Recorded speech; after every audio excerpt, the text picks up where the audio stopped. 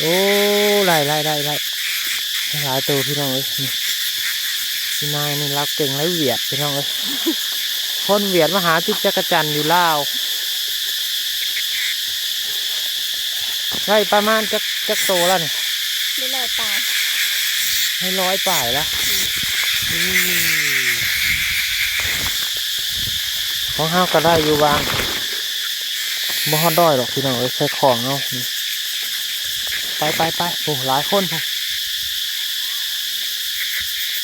โอ้เสียงแจ๊กกระจันกับห้อง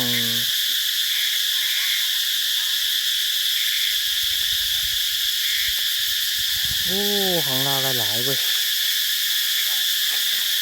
ขายบ่50 บาทบ่ขายเจ้าจากไรเท่าไร500 บาทจะไปขายเมืองเวียดเจ้าเด้อ